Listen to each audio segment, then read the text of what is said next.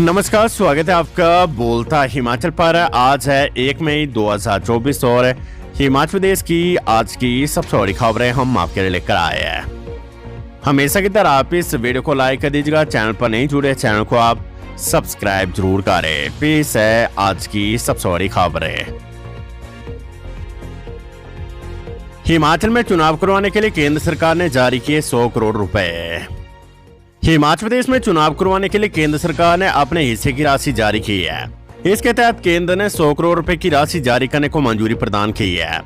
केंद्र ने वेतन व लेखा अधिकारी, निर्वाचन कार्यालय, विधायी विभाग, कानून और न्याय मंत्रालय, भारत सरकार को इस राशि को जल्द से जल्द हिमाचल प्रदेश के मुख्य निर्वाचन अधिकारी को जारी करने को कहा है।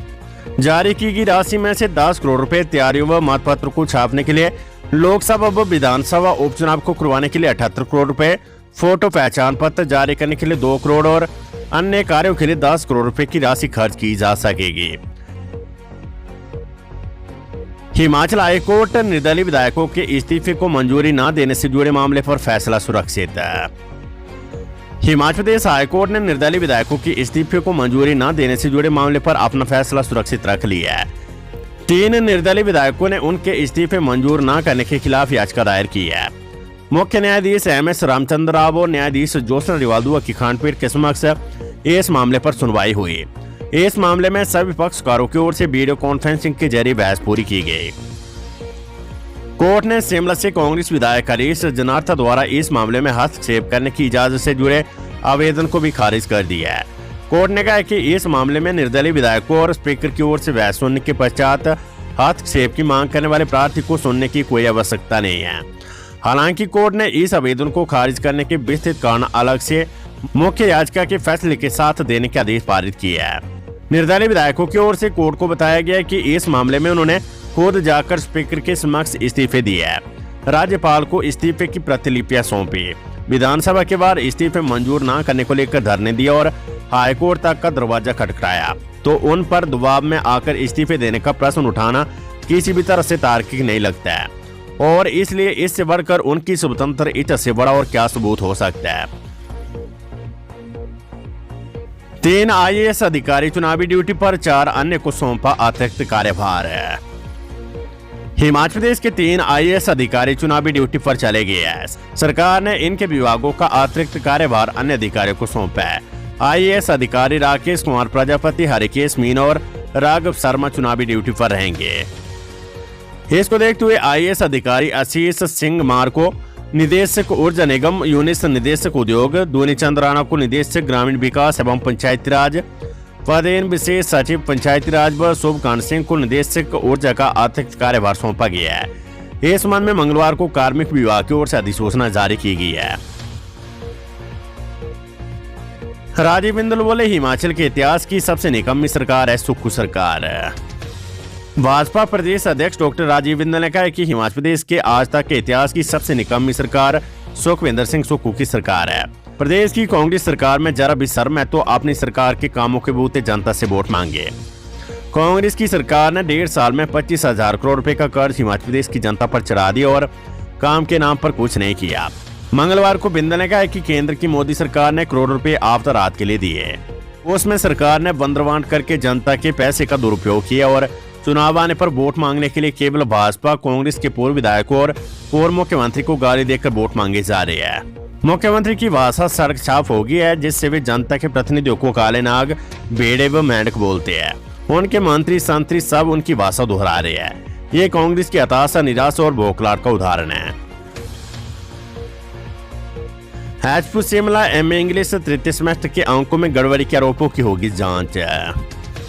हिमाचल प्रदेश पुस्तकालय में MA इंग्लिश तृतीय सेमेस्टर के घोषित परिणाम में विद्यार्थियों को एक समान अंक देकर फेल होने के मामले पर बवाल हुआ है, जिसके बाद विश्वविद्यालय कुलपति ने परीक्षा नियंत्रक की अध्यक्षता में मामले की जांच को लेकर कमेटी गठित की है।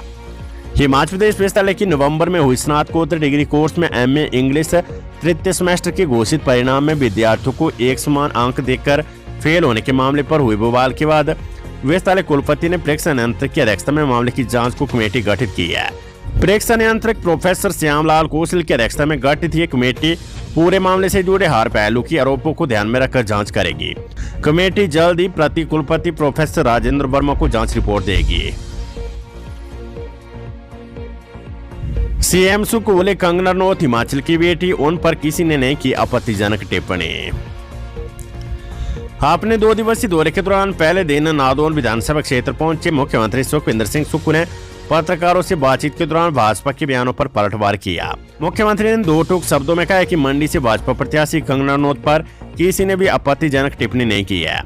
मुख्यमंत्री ने कहा कि कंगना हिमाचल की बेटी और कंगना के पिता कांग्रेस के महासचिव रहे हैं। कंगना पर किसी भी प्रकार की आपत्तिजनक टिप्पणी ना तो युवा नेता विक्रमादित्य सिंह ने की और ना ही किसी कार्यकर्ता ने की है।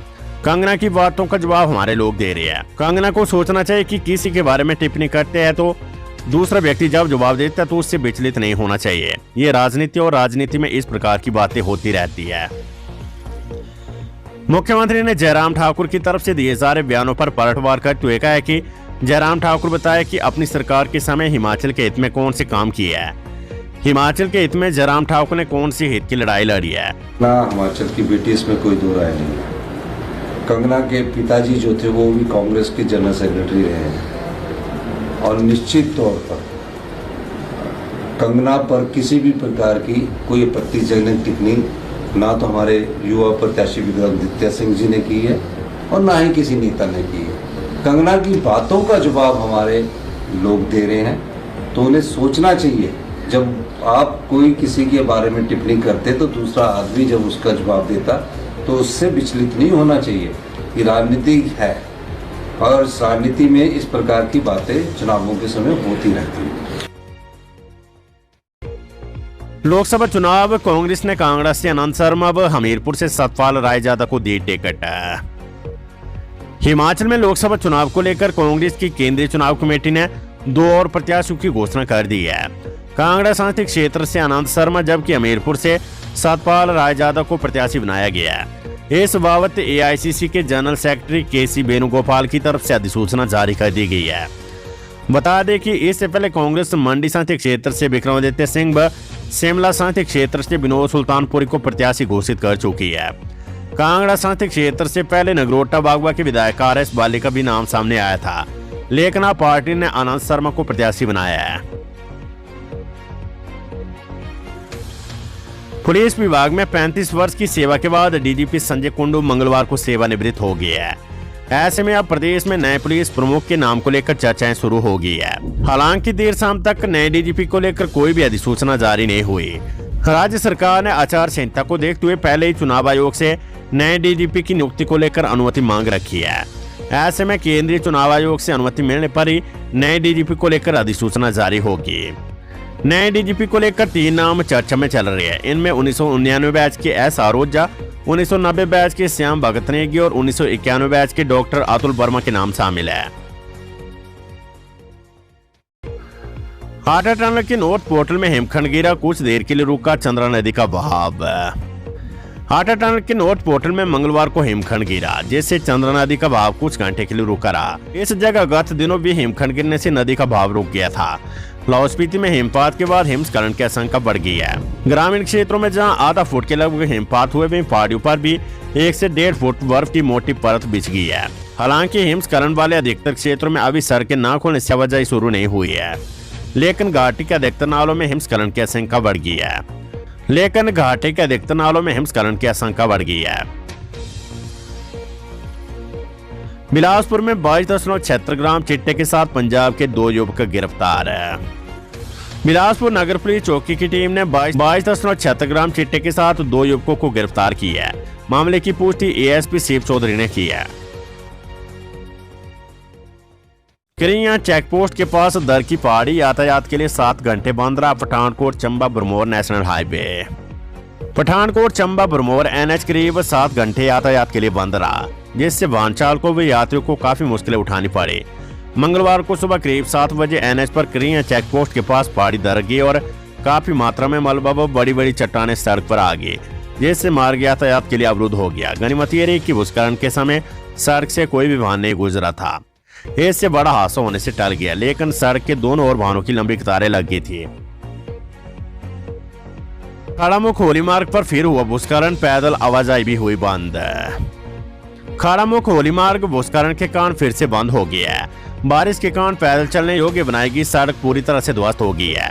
हालांकि लोकमान विभाग एवं कुथेड़ जल विद्युत परियोजना की मशीनरी मार्ग को बहाल करने में जुटी है, लेकिन लगातार पत्थर भी गिर रहे हैं, जिससे काम करने में कठिनाई पेश आ रही है। तो ये थी हिमाचल प्रदेश की आज की सबसे बड़ी खबरें। हमेशा की तरह आप इस वीडियो को लाइक कर दीजिएगा और हमारे चैनल बोलता है हिमाचल को आप सब्सक्राइब जरूर करें। नमस्कार, जय हिंद, जय भारत।